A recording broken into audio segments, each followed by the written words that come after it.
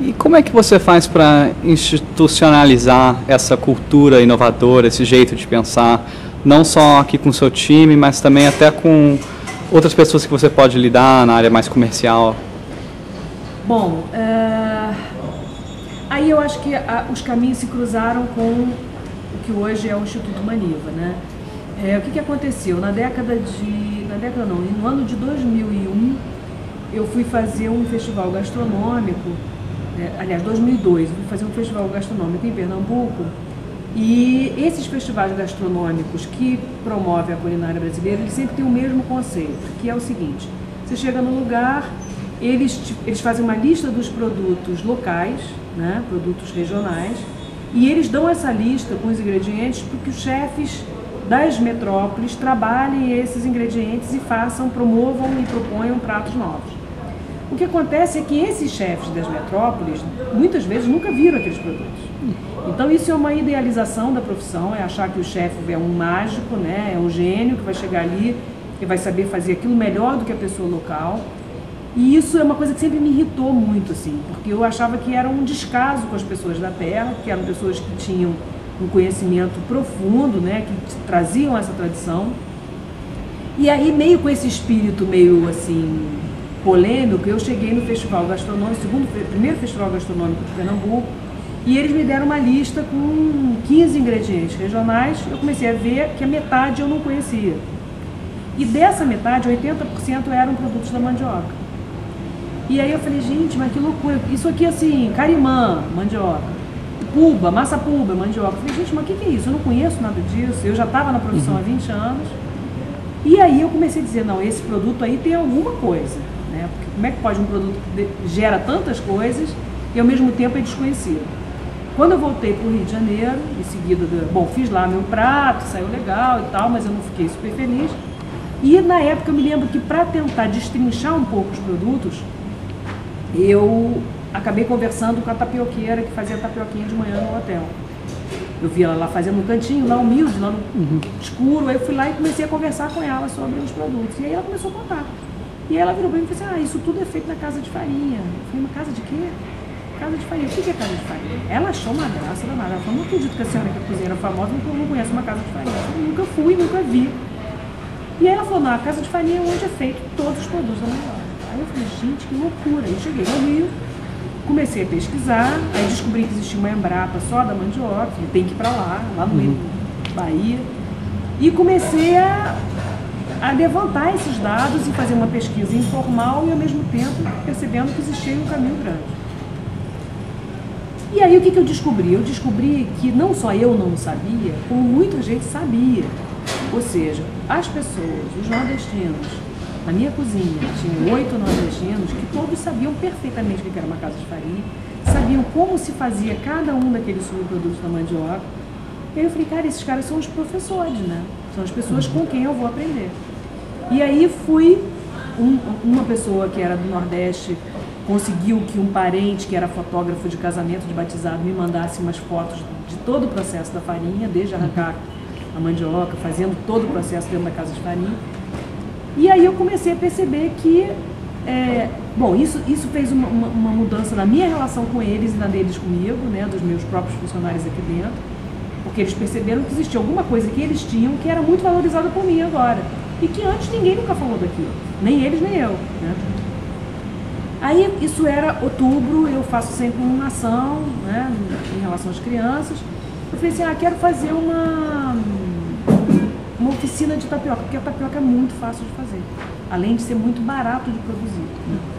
Eu falei, eu quero ensinar as crianças a fazer tapioca. Aí nisso, tem uma escola pública super legal e tal. Quem são as crianças? Onde que vêm essas crianças? Vem da Rocinha, Cerro Corá e Vidigal. Eu falei, acho que eu já escutei alguma coisa de que a maior parte da favela é de imigrantes nordestinos. Aí liguei, exatamente.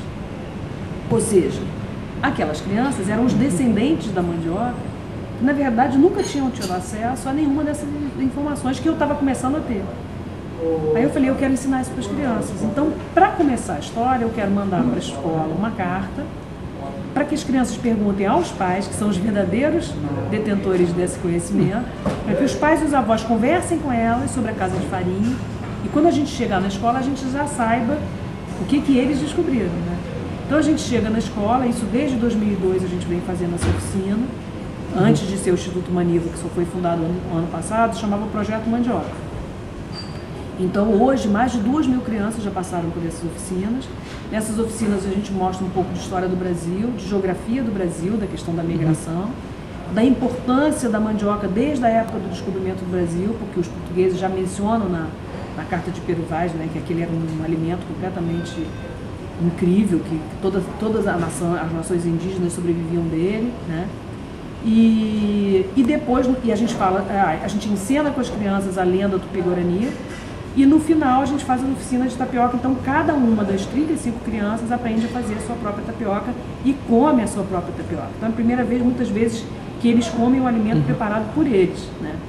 Então com isso a gente está mexendo numa porção de coisas, né? E o fio condutor para essa ação é a comida, é o alimento, né?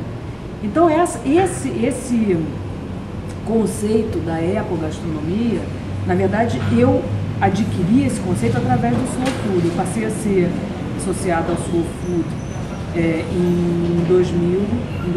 E o que é o Slow Food? O Slow Food é um movimento internacional, né, que promove a ecogastronomia, ou seja, que promove a comida enquanto um elemento de cultura e promove o comércio justo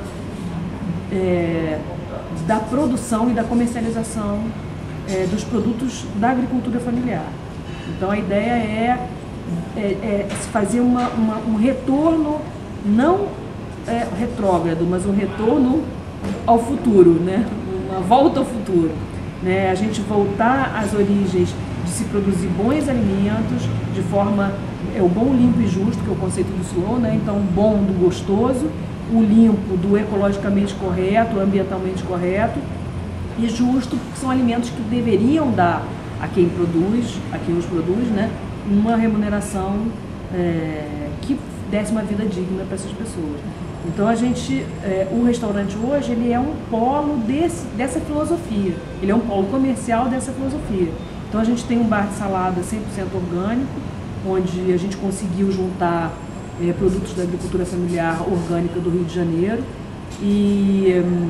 e esses alimentos são também consumidos pelos funcionários, inclusive criou uma nova relação com o produtor orgânico. Foi engraçado, porque hoje o produtor orgânico me vende o que eles têm de excedente, eles hoje me vendem para eu poder dar para os meus funcionários. Então assim,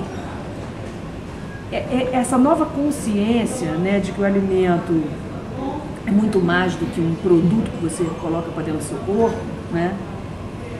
Essa consciência fez mudar não só a minha vida profissional, como o espírito do restaurante, e acabou gerando um grupo de pessoas que fundou o Instituto Maniva, que hoje é essa ONG, talvez a primeira ONG de ecogastronomia no Brasil.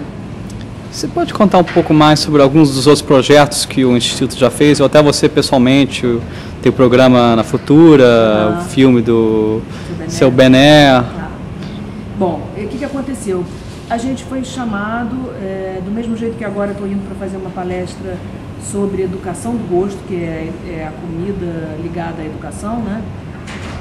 Estou indo para Denver, no Colorado, em abril. E foi 2004 ou 2005, nós fomos chamados para fazer, eu e Margarida Nogueira, que é a líder do Slow Food no Rio de Janeiro, a gente foi chamado para fazer uma palestra sobre mandioca nos Estados Unidos. E aí, para falar sobre mandioca para americanos, a gente falou assim, tem que fazer alguma coisa para os caras entenderem o que é mandioca, porque muitos deles nunca viram, né? O pessoal ali da Flórida, que tem muita influência da comida cubana, até tem bastante conhecimento, mas o resto dos Estados Unidos não conhece. Então a gente resolveu fazer, meu marido é produtor, tem uma produtora e sempre gostou muito de fazer documentário, e aí eu falei, não, vou conseguir que ele me faça esse documentário.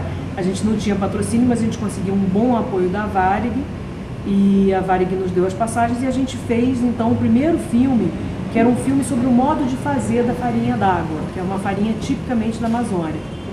E aí o que aconteceu? O nome do filme era Farinha d'Água. Era um filme só para mostrar a receita visual, como se fosse uma receita de bolo, uma receita visual de como se faz farinha. Só que o que aconteceu? Quando a gente chegou lá e a gente entrou em contato com algumas pessoas que nos levaram ao produtor, que era a pessoa que era o Benedito, né, Batista da Silva, e quando a gente começou a filmar o Bené, a gente descobriu um personagem, né? Foi uma coisa assim que aquilo ali te abre uma porta para você tomar uma consciência dos outros brasileiros que existem, né? Do que é o Brasil, né? Dessa multiplicidade de pessoas e de profissões e tudo. E o seu Bené, na hora que estava lá sendo filmado pelo meu marido, lá fazendo a farinha e tal, ele teve uma hora que ele começou a falar que ele fazia a farinha dele de uma forma... Tinha muita gente que fazia a farinha tão bem quanto ele, só que ele teve uma consciência de que ele precisava levar a farinha dele para as pessoas que tinham condições, né, nas palavras dele. Então isso significa comercializar. Ele sacou que ele precisava prestar atenção na comercialização. E aí ele diz, por conta disso, eu hoje me acho sendo o professor da farinha aqui no Pará. Então, quando ele falou isso para a câmera, e depois a gente viu isso na ilha de edição, eu falei, professor da farinha, é o título do filme. Então, virou o professor da farinha, que a gente pretende que seja o primeiro de vários professores, né? Então, tem o professor do mel, tem o professor do palmito, tem o professor do tucupi, tem um professor de tantos alimentos brasileiros que estão aí carentes de serem documentados, né? A gente acha que essa documentação é importantíssima para as futuras gerações, porque são modos de fazer informais que, se a gente não documentar, a tendência é se perder. Inclusive, a industrialização já está entrando aí violentamente, até nas tribos indígenas e tudo. Então, com isso, abriu-se, para mim, que nunca tinha feito filme, né? Foi a primeira vez que eu fiz um documentário, e é uma coisa impressionante, né? É incrível o poder que um filme tem, né? Porque o que aconteceu? Quando a gente terminou o filme, o Professor da Farinha, que foi o primeiro documentário, a gente enviou para o seu Bené, que não tinha DVD em casa, né? Então ele comprou um DVD para ele poder ver o DVD que ele tinha feito, né? E aí a gente teve a ideia de também mandar uma cópia para a prefeitura local, lá do município de Bragança, onde ele vem. E aí foi uma outra revolução, porque o que aconteceu? Quando esse pessoal da prefeitura recebeu aquele filme, eles, que são consumidores ávidos de farinha e que sabem que aquilo é um produto local, eles nunca tinham visto aquilo sendo documentado de uma forma tão bonita. Porque a forma bonita de se documentar, ela valoriza o produto e valoriza o produtor. Então, eu estava, depois de alguns meses de ter terminado já as filmagens e tudo, eu estava aqui no restaurante e recebi um telefonema de uma pessoa lá do município, lá da prefeitura. E essa pessoa me disse, olha, a gente está ligando, eu sou daqui da Secretaria de Cultura, eu estou ligando para saber se você autoriza a gente usar esse documentário para promover o município de Bragança.